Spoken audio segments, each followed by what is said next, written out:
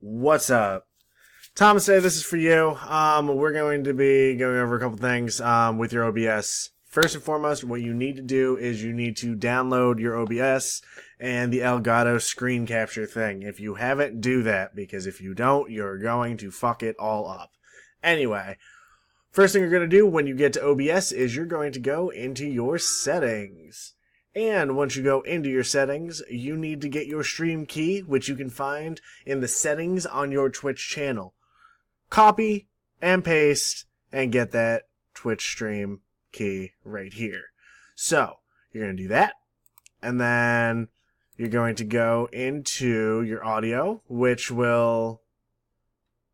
Actually, you don't have to do the audio because, it's not really necessary or anything. So yeah, you'll be good with that. Then what you're going to do to make sure that you have screens like this one and all of that, you're going to go to this guy, streamelements.com. Sign in with your Twitch. Everything is all set up. What you need to do is go into my overlays, and you'll be able to see your overlays that I made you right there. You have a start screen, you have a be right back screen, and you have your main screen. So, your start screen, all you literally have to do is copy that and then throw it in on a new scene. So to do that, press add and then name it something that you'll understand, including like start screen, be right back, and main screen. So in your start screen, what you're going to do is you're going to go and you're going to create a new guy under browser. So you're going to do create new, do a URL and post the URL there and make it a 1920 by 1080 screen. And then you'll be good to go. You're going to press OK and boom, then you'll have it. Then the next thing you're going to want to do is you're going to do the same thing for be right back. And then for the main screen is going to be the important one that you're going to need to do. Obviously, when I'm streaming, all of this is filled and all of that shit. So you're going to have to set it in the way that you need it set. First, you're going to do Elgato. Make sure that Elgato is updated and everything is good to go. You are going to do this under, what is this guy? This is a game capture? No, it's not. It is a, video capture device. So if everything is set up and everything is plugged in, it should pop up as a video capture device. You're going to go into video create new. You're going to do your Logitech, and it should be either an Elgato or the webcam. Obviously, the webcam will be self-explanatory. We'll get to that in a moment. So do the Elgato game capture, set it up, and set it up to the size of your screen. 1920 by 1080 again. Boom, boom. You are good to go.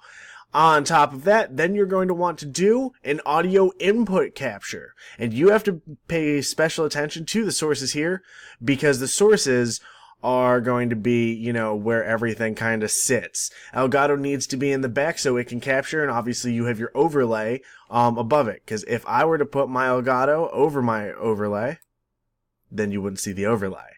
So make sure that you do that. Next is your audio input capture device. Your microphone, which is an audio input capture device. So with that, you just need to add another new audio input capture, create new, and then here you are with